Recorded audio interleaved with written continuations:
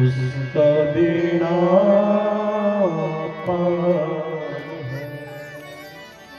परमात्मा को और कुछ नहीं चाहिए, सिर्फ आपका भाव चाहिए। और देखिए बिना भाव के कुछ मिलता भी नहीं, भगवान कहाँ से मिले। एक बार बारिश का समय एक व्यक्ति बाजार जा रहा था, पत्नी ने याद दिलाया एक छाता लेके आइएगा, लेकिन मोल भाव कर लीजिएगा, आजकल ठगहाई ज्यादा चल रहा है। पति बाजार गया, छाता वाले की दुकान में, कितने का छाता है? 20 रुपए। पत्नी की याद आ गई, 10 रुपया में देना हो तो बोलो। बोले सुबह का टाइम है ना, हमारी ना आपकी, 15 रुपया में ले जाए। लेने वाली ने कहा 8 रुपया में देना हो तो बोलो। व्यापारी ने कहा अच्छा आपने पहले 10 कहा था ना, 10 में ले जाओ। लेने वाले ने कहा 5 में ही ले जाओ। अंत में जब व्यापारी खींच गया तो कहा एक काम करिए ना, फ्री में ले जाइए। तो लेने वाले ने कहा देखो भाई, फ्री में दोगे तो 2 लेके जाऊंगा, 1 लेके नहीं जाऊंगा। पूरा दिन भटकते रहे श्रीमान जी, छाता नहीं मिला, क्योंकि जब भाव ही नहीं तो छाता कहां से। तो भाव के बिना जो कोई सामान नहीं मिलने वाला है, तो भगवान मिलेगा क्या? कुछ मिलने वाला नहीं। भाव बिना बाजार में वस्तु मिले नहीं कोई, तो भाव बिना हरि क्यों मिले।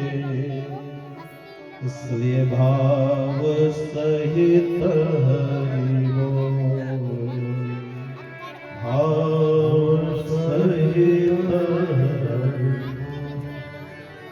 बिना भाव को कुछ नहीं।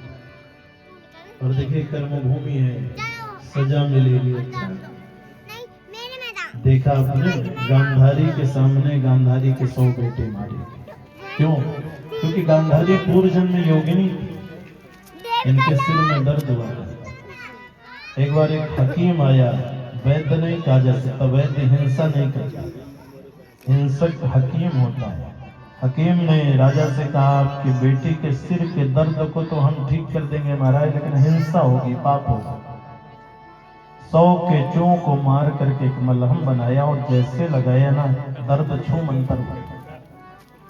बदला लेने के लिए वही केंचुए 100 के 100 बेटे बन करके आए और आंख के सामने ना। पितामह भीष्म जी महाराज को तो इच्छा मृत्यु थी, फिर भी 6 महीने तक बाणों की संयम। एक बार ये तपस्या कर रहे थे, एक सांप आया तो बिना फन वाले बाण में रख करके उड़ा दिया। और ये सांप जाके गिरा कहाँ? एक बबूल के पेड़ में, जहां उसके पूरे शरीर में वो कांटे छिद गए। 6 महीने तक वो सांप तड़फड़ाता रहा, मृत्यु नहीं। बदला लेने के लिए 6 महीने तक पितामह जी को बाणों की सैया में रहना पड़ा। और जैसे उसका प्रायश्चित हुआ, याद आई कि हमें तो इच्छा मृत्यु है। तो ये कर्म भूमि है, जो भी हम किए हैं उसकी सजा यहाँ भुगतने के लिए प्रेम से तैयार है। दुखी मत होइए, जब कोई परीक्षा की घड़ी आए तो समझ लीजिए हमारे कर्मों का फल है। अब इसको हंस के भुगते या रो के भुगते, पर भुगतना तो पड़ेगा। तो जब भुगतना ही है तो रोए क्यों, हंस के करें। क्योंकि जब वो किए हैं तो विचार नहीं किए हैं, और जब उसका फल भोगना है तो विचार करके ही क्या मना पाए। भगवान विदुर जी के घर जाने के लिए निमंत्रण बताया है दुर्योधन को। दुर्योधन कहता है आप पधारे यहाँ और जाएंगे वहां। भगवान कहते हैं काका जी का पत्र गया था, सामने काका जी बैठे हैं, हमने कब पत्र दिया? भगवान ने कहा आपसे हम पूछ रहे हैं कि गवाही बना रहे हैं, आप सुनिए बस। विदुर जी वहां से उठे और चल दिए कि दुर्योधन तो सच बोल रहा है कि जिसको खाने का ठिकाना नहीं वो खिलाएगा, कुछ तो व्यवस्था कर। और इधर विदुरानी अपने द्वार को लिखते हुए द्वारिकाधीश के आगमन की मानो प्रतीक्षा कर रही है कि प्रभु कब आएंगे, आपके लिए हमने व्यवस्था कर दी। अंदर प्रवेश करती हैं, स्नान कर ही रही थी, इतने में भगवान द्वारिकाधीश ने जाकर के द्वार खटखटाया, काकी जी द्वार खोलो। विदुरानी ने आवाज को पहचाना, और आवाज को पहचानते ही प्रेम में इतना डूब गई कि तन का रहा न होश मेरे मन को हर। आकर के जब द्वार खोला तो कौन सामने विराजमान है? बोले द्वारिका नाथ भगवान की। भगवान ने देखा भक्त हमारे प्रेम में इतना विह्वल है कि स्वयं को पता नहीं है कि हमारे वस्त्र कैसे हैं। पीतांबर डाल दिया भगवान। विद्रानी बड़े प्रेम से भगवान को अंदर लेके इस कुटिया की एक कण मात्र जगह नहीं बची जहां भगवान कृष्ण के चरणों का स्पर्श न करा दिया हो। काकी जी एक पट्टे को उल्टा करके बैठाया, जैसे भगवान बैठते हैं पेट में हाथ घुमाया। काकी जी बहुत भूख लगी। देखिए सुना तो विदुरानी जी ने, लेकिन घर में कुछ खाने के लिए नहीं है, इसलिए मानो अनसुनी कर दी कि कहने के लिए हो जाएगा कि बुढ़ापे में सुन ही नहीं पाए। और इधर भगवान को लगता है बुढ़ापा आ गया, काकी जी को सुनाई नहीं। कान के पास मुख लगाया, काकी जी भूखा बहुत हूँ, लेकिन भाव भर दिया करिए नहीं। जो मैं पाता हूँ ना वो सब आपके पास है। जैसे भाव भरा वैसे काकी जी ने कहा आपको केले के फल लेके आऊं क्या? भगवान बड़े प्रसन्न हुए। काकी जी आपने तो मुंह की बात को छीन लिया, जो मुझे सबसे प्रिय है उसी का आपने नाम लिया। अच्छा विराजिए मैं लेके। विदुरानी एक डलिया लेके पहुंचती हैं केले के बगीचे में, लेकिन आज इन फलों का सौभाग्य जिधर दृष्टि डालते हैं वो फल अपने आप आ जाता है। क्यों? आज जगदाधार स्वयं जगत का मालिक मुझे स्वीकार कर। तकरीबन 30-35 फलों को लेके आई। मन में विचार किया आज अपने हाथों से अगर जिमाते ये फल प्रभु को तो काया धन्य हो जाता। अंदर प्रवेश करती हैं, डलिया को रखा। भगवान ने कहा काकी जी आज मेरी इच्छा है मुझे आप जिमाइए ना। विदुरानी के नेत्र सजल हो गए। मनमोहन आप मन की बात को भी कितना प्रेम से सुन लेते हैं। हाथ में केला लेती हैं, छीलती हैं। ये तो पता है कि खिलाना दाहिने हाथ से चाहिए, पर प्रेम में इतना विह्वल हो गई हैं कि ये पता नहीं है कि हाथ दाहिने हाथ में छिलका बाएं हाथ में फल को जमीन में और दाएं हाथ से छिलके को खिलाना शुरू किया। आनंद तो तब आया जब परमात्मा ने कह दिया काकी जी बड़ी मीठी। विदुरानी गदगद हो गई। अगर आप कह रहे हैं तो मीठे होंगे क्यों ना प्रभु, क्योंकि इन वृक्षों को ना बड़े परिश्रम से तैयार की हूँ। सरोवर से जल ले आके डालती थी। तकरीबन 10-12 छिलके भगवान खा गए। प्रेम प्रसंग में ये चल ही रहा था कि बाहर से आवाज आई द्वार खोलो।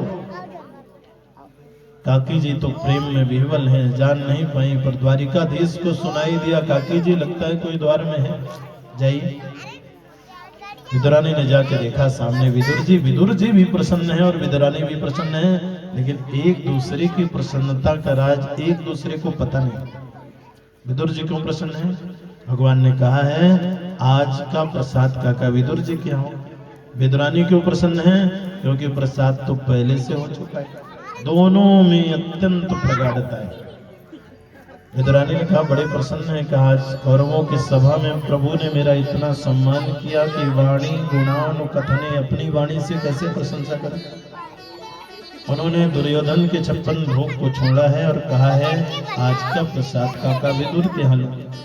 तो एक काम करिए, अगर वो बोले हैं तो आते होंगे, हम प्रतीक्षा कर रहे हैं, आप चल के तैयारी करिए। पर आप क्यों प्रसन्न हैं?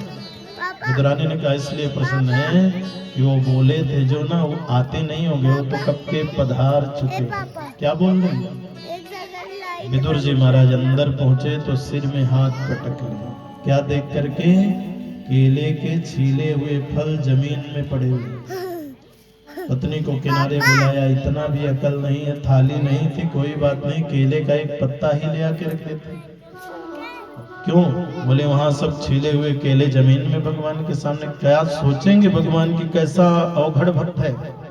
विदुरानी ने कहा महाराज आप धूप से आ रहे हैं, वो छिलके पड़े होंगे, क्योंकि फलों को तो अपने हाथ से मैंने सरकार को स्वीकार करा। आप आंख धोइए, मुंह धोइए, फिर दिखाते हैं आप।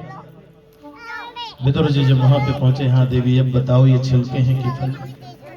विदुरानी आश्चर्यचकित रह गई, प्रभु आपने अपराध करा दिया, छिलकों को खाया, फलों को ध्यान नहीं दिया आपने।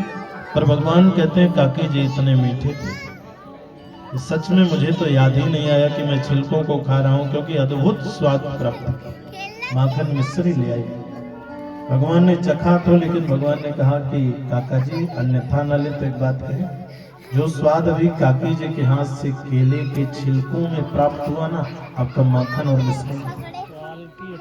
भोजन के बाद क्या होता है, विश्राम करने का नंबर आता है। तो काकी जी ने कहा प्रभु थोड़ा विश्राम कर लीजिए। भगवान लेट तो गए, अब यहाँ डल्लभ का गद्दा तो था नहीं, तकिया तो था।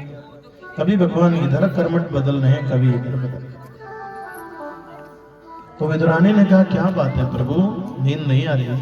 भगवान ने कहा काकी जी क्या बताओ, मेरी माँ ने एक आदत बिगाड़ की रखी है, जब तक सिर के नीचे तकिया नहीं लगाती है ना, मुझे नींद नहीं।